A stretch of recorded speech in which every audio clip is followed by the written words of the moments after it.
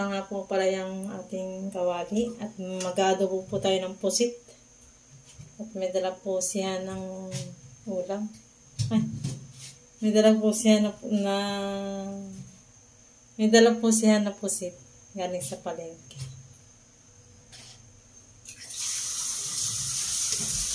Magluluto po tayo.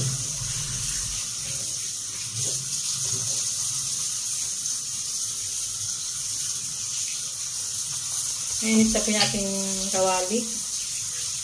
Lagyan po natin ng mantika. At siyan po yung naglilinis ng pusit. Naglilinis pa po niya.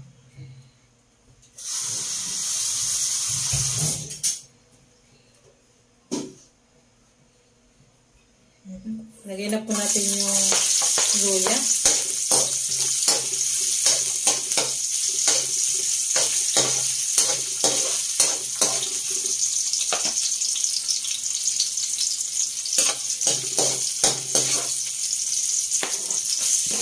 Lagyan na rin po natin yung sibuyas at saka bawang.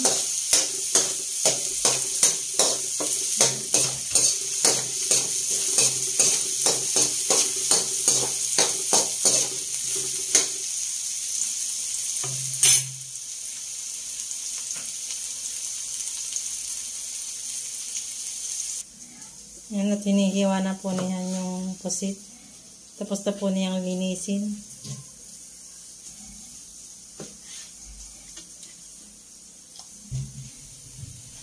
Sasaklang na po natin yung pusit.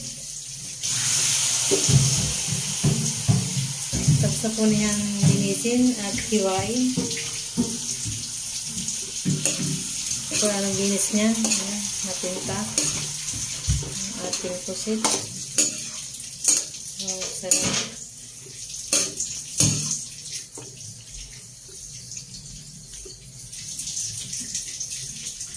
Ano?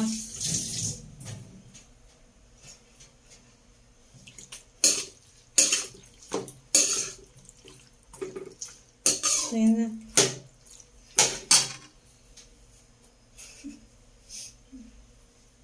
At ayan, may commercial tayo. Gawa po ni Kakulot, ang butterfly. Gawa sa crochet. Ayan. Lumapit po dito sa akin, pinakita po niya ito. Ginagawa po niya ito kanina. Ang butterfly. Saan may tilalagyan na? Gagawin daw po niyang kitchen. Pagbibinta daw po niya. Labasan na po yung tinta niya. Ang ating pusit. Request ko at request ni Kakulot ang pusit. Ito na din po kami hindi nakakapagluto nito kapag ulam. At di pa nalagyan ng ng toyo.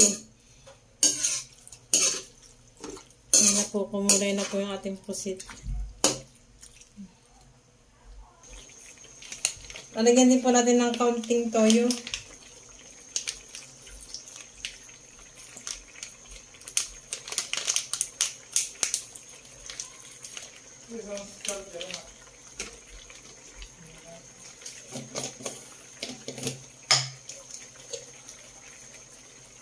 Asin. Halain ko lang natin.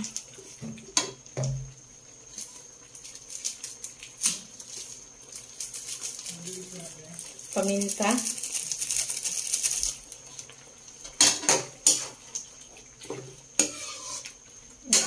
Halain lang po natin. Papalambutin pa po natin ito ng kaunti. Tigas-tigas po.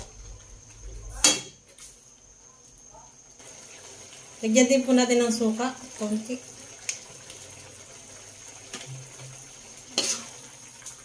Maganda yung kulay. Ito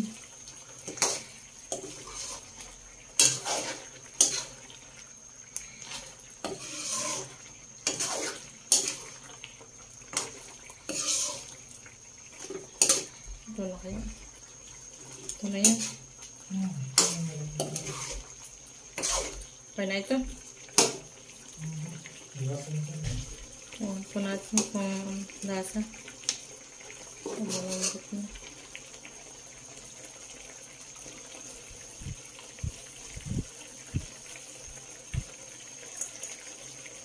Sarap. Ang sarap po.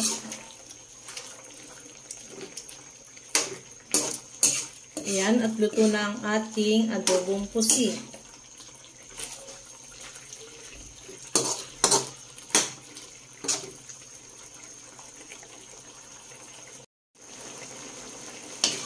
Taabunin na po natin ito.